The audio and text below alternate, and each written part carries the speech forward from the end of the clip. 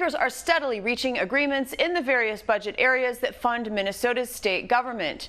This week, the transportation funding package came together, and I spoke with the Senate Transportation Chair Scott Newman. In reaching an agreement on the state's transportation needs for the next 2 years, you said on the Senate floor that it was a, quote, long, hard, difficult slog. Divided government makes reaching agreements a challenge, but overall, are you pleased with the final product? The answer to your question is, first of all, I want to make sure that folks understand that it was difficult, it was a slog, but the chairman in the House, Representative Hornstein, and I worked together very well, and that is what our constituents expect of us. And despite the difficulties, the answer to your question is yes, I am pleased with the ultimate outcome of the bill. There are, it's a mixed bag for outstate Minnesota and in the metro area. It's a mixed bag in terms of policy, funding for various issues. So overall, the answer to your question is yes, I am pleased with the bill. MnDrive is the system that was created to replace MnLARS, the original system developed to handle motor vehicle transactions, and it was riddled with problems.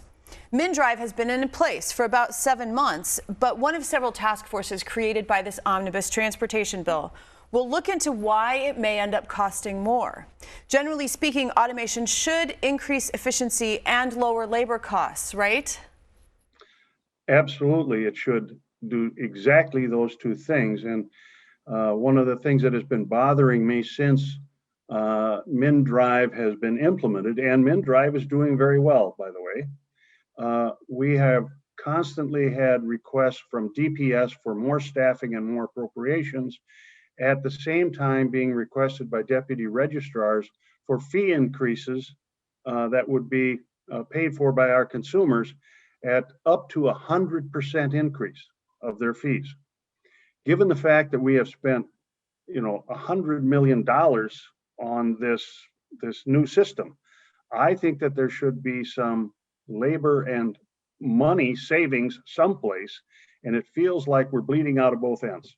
So I have asked for this task force, and I'm looking forward to the answer that will give the legislature some recommendations as to how to handle this double request for funding. There has to be a saving someplace, and so far there hasn't been. You also spoke of the ongoing continual struggle with the Minnesota Department of Transportation over how road construction projects are selected. Specifically, you mentioned Highway 212, about which constituents have been seeking changes for 61 years. How can the legislature have more input on the selection of road construction projects? Well, just think about and use 212 as an example, because it's a perfect example.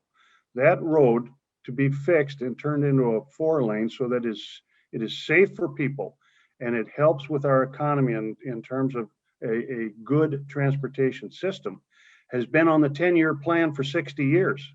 There's something wrong if that is the case.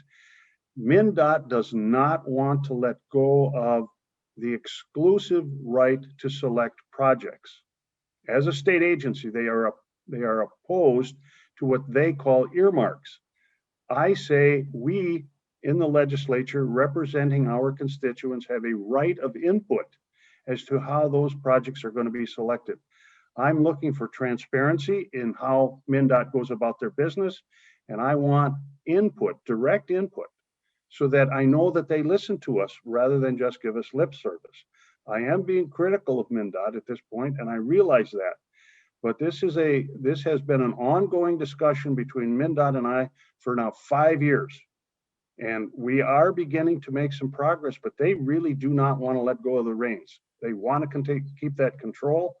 And I think, for instance, all of the projects that are in the bill are projects that senators and representatives created a bill and dropped, asking the legislature to get involved because it's projects that their constituents are asking for, and MnDOT was saying no. So that's why it is. And I think that we have to simply continue to push MnDOT for transparency in the selection process and direct, meaningful input by the legislature and, more importantly, the constituents, all of these highway coalition groups. They really think they're being listened to, and I don't think they are. Another new task force will look into what you called impermissible spending from the Trunk Highway Fund, which brings in more than $2 billion a year through related taxes and federal aid. What exactly will the task force be looking for, and how can the legislature ensure that funds are properly spent? The starting point for all of your listeners is the Constitution, which says all of this trunk highway money is to be spent for a, quote, highway purpose. And the leakage or the impermissible spending that I am talking about is where MnDOT, DPS, the judiciary, they are spending money out of the Trunk Highway Fund and HUTDF that haven't got anything to do with the highway purpose. Just a couple of quick examples, and we added, I think, 13 new prohibitions in this statute, in this bill. But just a couple of quick examples. The central office for MnDOT here in St. Paul, the rent for it is paid out of the Trunk Highway Fund. Parades and sponsorship paid out of the Trunk Highway Fund.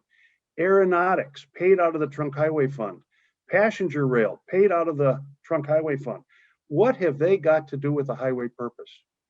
And what it really amounts to is there's this huge pot of money. Over $2 billion a year comes in that the folks who drive cars pay for. Over $2 billion a year. It's too big of a pot of money for MnDOT and other agencies to resist. So they start pulling money out of it. And it's what I call leakage. And we can pay for a whole lot of our projects if we stop this leakage. I'm estimating something between $100 and $200 million a year. And what I'm asking this task force to look at is to give the legislature some recommendations as to what is properly a highway purpose to be paid out of this Trunk Highway Fund. And I am really looking forward to that report. Several members spoke of a post-COVID world where perhaps people's habits have changed. They shop more online. They go into work less often. There is a third task force that will delve into how the state's transit needs may be shifting. Will there be a new normal or a back to normal? How might transit needs change? My personal opinion is I think there's going to be a new normal. This task force that you have referred to is something that Chairman Hornstein and myself began to talk about during negotiations. So this was sort of a new idea. It didn't come through the regular legislative process. But I really think it's important because just think about what transpired in our world as a result of COVID. Businesses have changed their business modality. We've got people working from home now that I don't think businesses realized how popular that would be, number one, and the fact that we had the technology for them to do it. People have changed their shopping habits. How much stuff is purchased online versus going to a store? Our entertainment habits, I think, have changed. And so what we need to do is look at transit in the 21st century rather than continue to make transit programs based on the 20th century or before COVID. I think there's going to be a big change as a result of this task force, and the legislature and those who are interested in transit, as I am, we have to have some recommendations as to know where we should be heading. And I think it's going to change. I truly do. There is so much in this bill. There's funding to put cameras on school buses. There are raises for state patrol, including new officers and body cams. There's a pilot program to provide same-day driver's licenses. What's one more nugget that you are pleased about? Just a nugget? Just one. Because you're right. There's a lot in this bill. Just a nugget. Self-service kiosks.